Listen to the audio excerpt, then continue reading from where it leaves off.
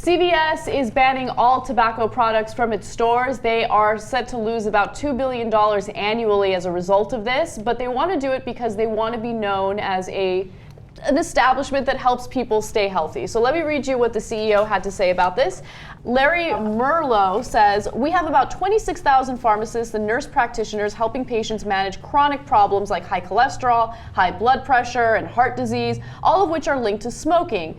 We came to this decision, or the decision, that cigarettes are providing health care just don't go together in the same setting."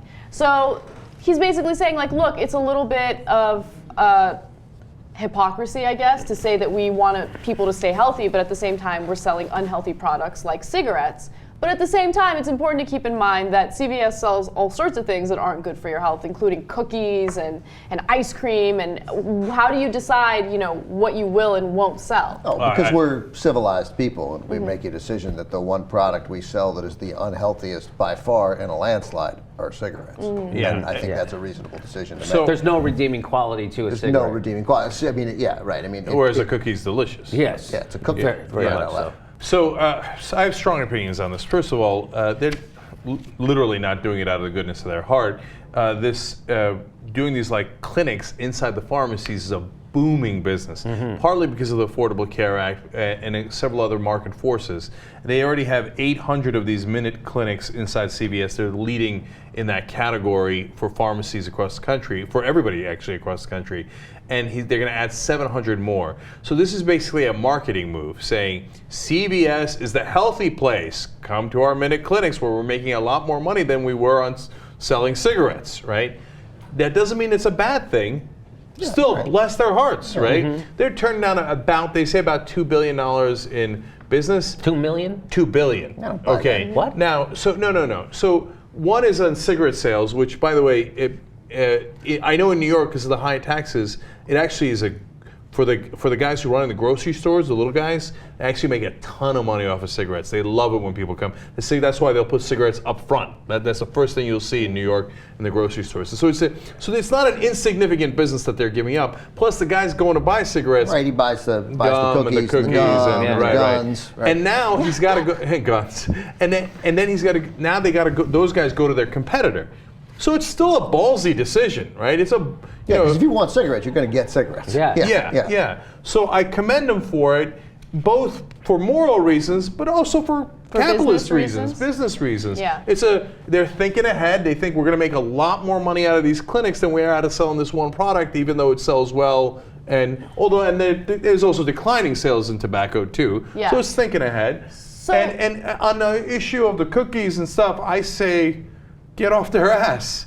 Yeah. I mean, like, okay, you want them to all of a sudden be Mother Teresa? No. I'm not advocating that they ban cookies and ice cream and all of that other stuff. I just think that you have to let Americans make decisions for themselves, right? So who are you to decide that tobacco is the one thing that's really unhealthy? And I get it. Tobacco is, cigarettes are extremely addictive. It is the one thing, right? No, I get it. But people are addicted to really fatty, unhealthy food. Sugar is really, really bad for your health as well. So what are you going to do? You're going to all of a sudden in like 10 years decide like we're not going to sell cookies? Right. They sell tequila. They sell alcohol. That's another thing. They sell alcohol at CVS. Thank you for bringing that up. Alcohol is related to a number of health issues. Yeah, but I hear you, but this to me ends up being the example that I'll use until the day I die. You go into a liquor store, you go into a 7-Eleven, and you think I'm going to be devious, as I used to do occasionally, and steal a newspaper. Like you buy other stuff. You were such a bad boy. Right, I know. Wow. All of a sudden you want me a little bit more. A little bit. Right, exactly. It went from 1% to 1.1%. Went from last man standing to, I guess there could be two guys left if one of them was, one of you. And that's a crime, right? And going into that same 7-Eleven and pistol whipping the clerk and stealing the cash register is, you've committed robbery twice, right? Right, but we distinguish. We know the difference. One of them is horrible. One of them is, hey, seriously, stop doing that. You're being a jackass, right? And cigarettes are pistol whipping the clerk. Like, we know that. They kill people, and they kill people quickly, and they're addictive instantly. Unlike people, nobody comes in, I get it. There's like 50 girls in the world who go out, when I have a whiskey, I like to have a cigarette, or Cosmopolitan, I like to have a cigarette. But basically, people who buy cigarettes keep buying cigarettes because they're addicted to them, and they just destroy your life in a way that, for example, the issue we talked all about yesterday, marijuana, just simply does not. So. All right, I got to give you some amazing stats. Yeah, can I do a stat first? Go. Oh, my favorite stat. I love a stat off. Okay, all right. This is my favorite statistic from this story. Only about 18% of Americans smoke. That's down from 42% in 1965. Wow. That's bananas. Yeah. That's why you don't ban things, you don't do prohibition. What you do is you educate people about how unhealthy something is, and then they stop But doing also it. then realistically, we get to the point, if it goes from 42%, then realistically they can't do this because there are too many people who are going to want cigarettes and won't come into their store to buy the other stuff that they want you to buy at CVS to get their prescriptions filled. They'll go to the place that has the cigarettes. Now it's down to 18%. And you know what? We don't have to sell everything. And that's only 1 in 5 people. We're prepared to lose that business. But do you think that we would have got that number down to 18% if we didn't lock up a lot of people for smoking? You got to lock people up. You have to. If you send the wrong message, if you That's say right. it's okay to smoke cigarettes, more kids are going to smoke cigarettes. We would have never got that number down without true. The war on cigarettes. without the war on tobacco nicotine, and yeah. locking people up, especially black kids. Yeah. Okay, so those were among the numbers that I love. Jimmy and I will determine whose stat is more impressive. Okay, well, it's hard to be that one, and I was going to lead with that one, but Sorry. Okay, but the two things I love about that stat, or I find fascinating, is of course the drop, which is so dramatic and so great, but also that 18% of Americans still smoke. Totally, yeah. Isn't that amazing?